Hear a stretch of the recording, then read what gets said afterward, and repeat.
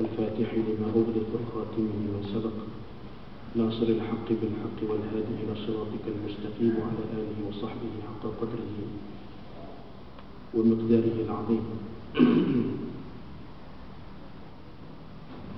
رب اشرح لي صدري ويسر لي أمري واحلل عقدة من لساني يفقهوا قولي وسدد لساني واهدي قلبي بحق سيدنا محمد. أما بعد. Muslimin muslimat yang dimuliakan oleh Allah sekalian. Rasulullah sallallahu alaihi wasallam pernah bersabda dalam sebuah hadis yang telah ditulis oleh Al-Imam Hujjatul Islam wa Barakatul Anam Al-Imam Al-Ghazali rahmatullah alaih dalam kitabnya Ihya Ulumuddin, yaitu sebuah hadis Nabi sallallahu alaihi wasallam, "Idza arada Allah bi 'abdin khairan bassarahu bi'uyubi nafsihi." Idza arada Allah bi'abdin khairan, kata Nabi kita Muhammad sallallahu alaihi wasallam, jika sekiranya arada Allah subhanahu wa ta'ala berkehendak, Allah ta'ala mahu berkehendakkan, berkemahuan untuk menjadikan seseorang hamba itu dalam keadaan baik. Maknanya Allah Ta'ala nak jadikan kebaikan pada seseorang itu. Apa yang Allah Ta'ala lakukan pada seseorang itu? Kata Nabi SAW, "Bassarahu bi'uyubi nafsih." Maka Allah Subhanahu wa Ta'ala jadikan dia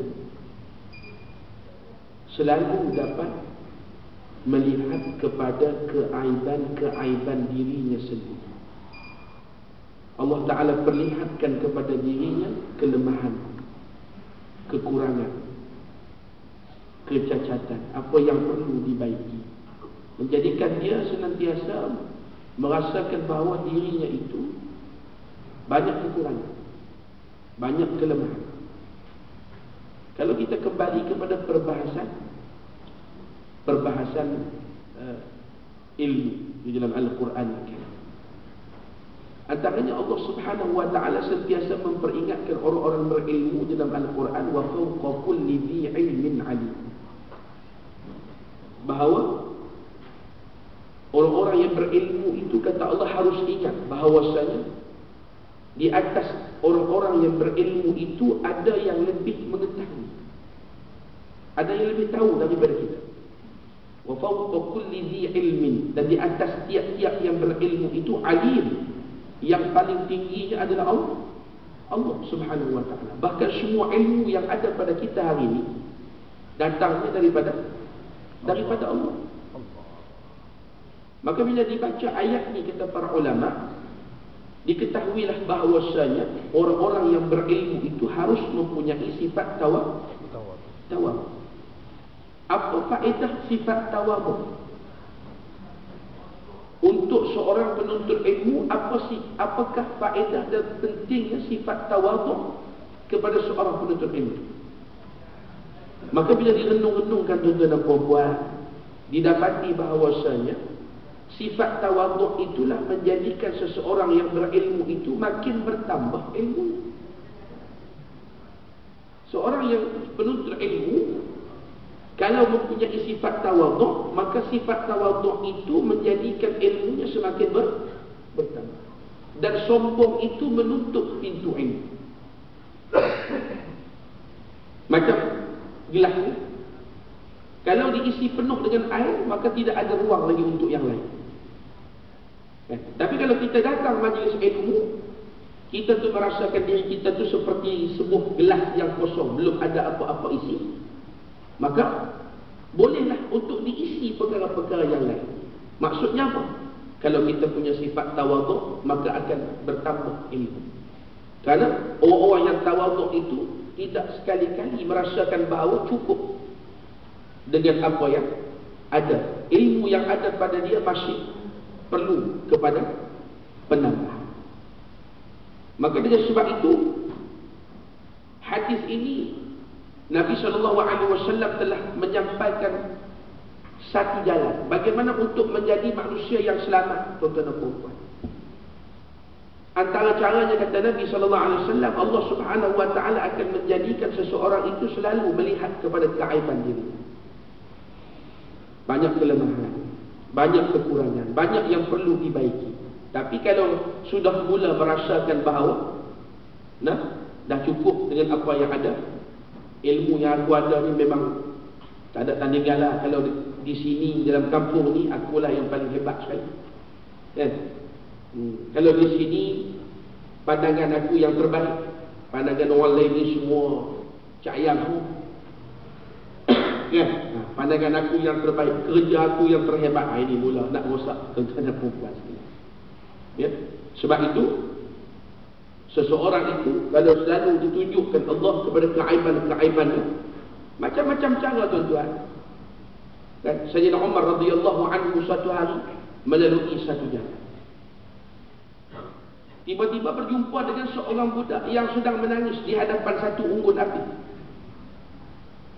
Lalu Sayyidina Umar Al-Khattab radhiyallahu anhu bertanya budak ni, "Kenapa kamu menangis?"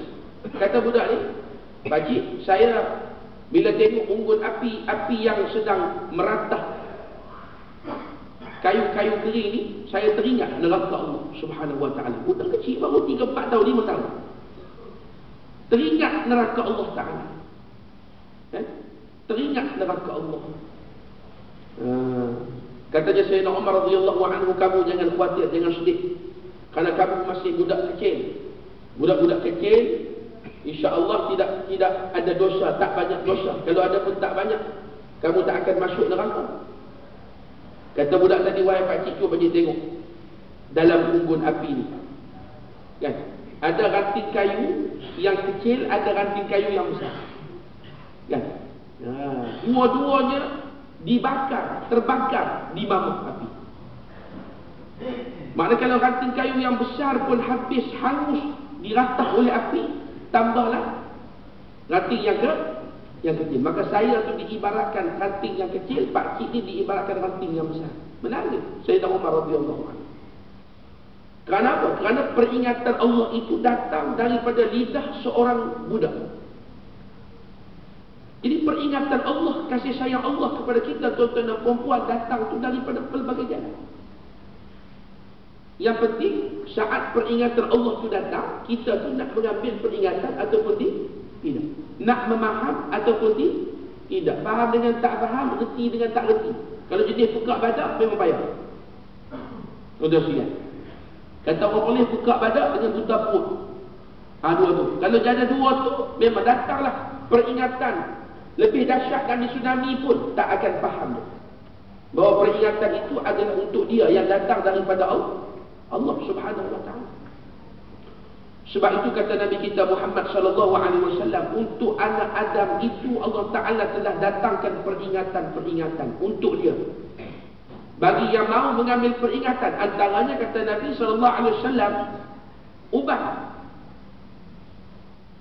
uban yang putih itu adalah peringatan bahawa mati dah dekat, umur dah lanjut, harus persiapan amal itu dibuat baik-baik dah, tuan-tuan.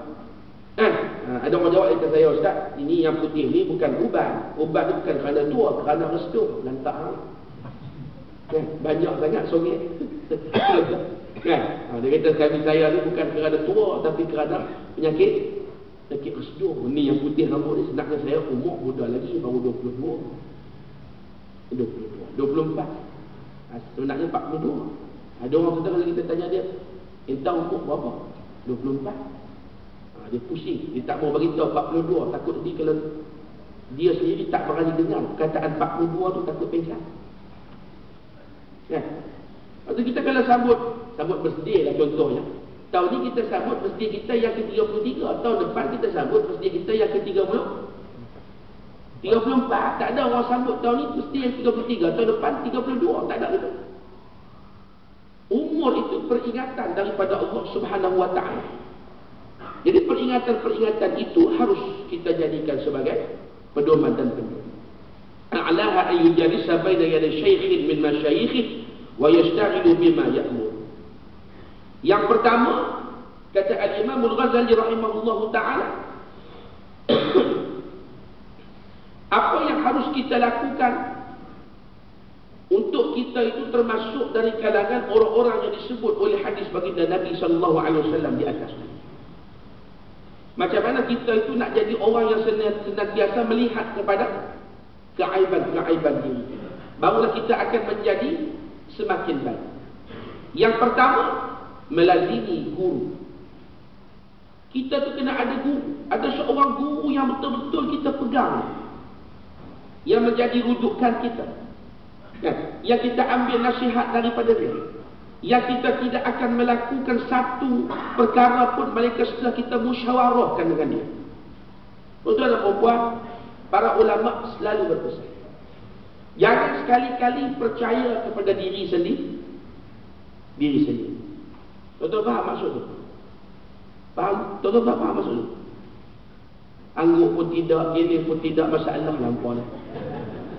Memang bermasalah. Apa ni dapat ke kenyang ke?